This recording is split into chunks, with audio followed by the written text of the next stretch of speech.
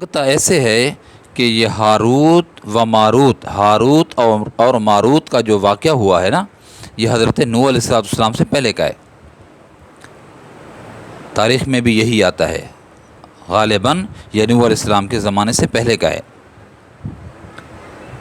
شہر بابل کے اندر جادو کا رواج جو تھا وہ عام تھا،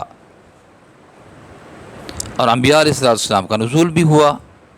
تو اب جادو اور معجزات، اس میں فرق لوگوں کے ہاں مشتبہ ہو گیا تھا کہ کس کو جادو سمجھیں اور کس کو معجزہ سمجھیں۔ وہ بھی انہونی اور وہ بھی انہونی بات، وہ بھی انہونا واقعہ وہ بھی انہونا واقعہ۔ اب لوگوں میں اشتباہ پیدا ہو گیا، جادو سحر کون سا ہے اور پیغمبر کا معجزہ کون سا ہے۔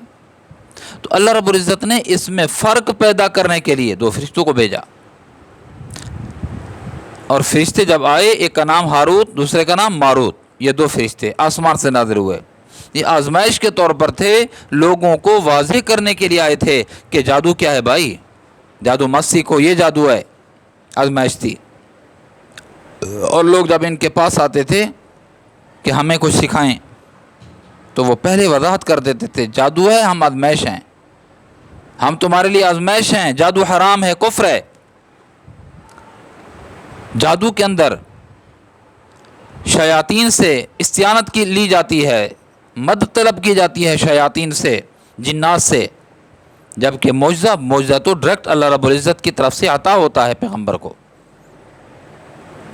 وما انزل علی الملکین ببابل ہاروت وماروت وما يعلمان من احد حتى يقولا انما نحن فتنة فلا تکفر فیتعلمون منهما ما يفرقون به بین المرء وزوجه وما هم بضارین به من احد الا باذن اللہ۔ یہ فرشتے ہاروت اور ماروت یہ آزمائش کے طور پر بابل شہر کے اندر آئے تھے،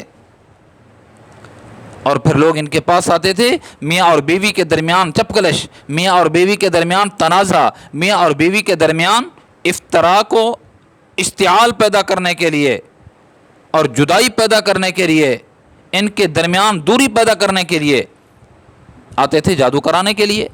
تو وہ فرشتے ان کو کلیئر بتا دیتے تھے کہ یہ کفر ہے، اس سے بچو، یہ ہے جادو، یہ ہے جادو، یہ ہے جادو، یہ طریقہ ہے جادو کا۔ لوگ سیکھتے گئے، اور لوگوں کو پتہ بھی چل گیا، جو خیر صحیح تھے، جو نیک نیت تھے، وہ بھانپ گئے کہ جادو کیا ہوتا ہے اور نبی کا معجزہ کیا ہوتا ہے، وہ بھانپ گئے۔ تو نبی خالصتاً اللہ کے حکم سے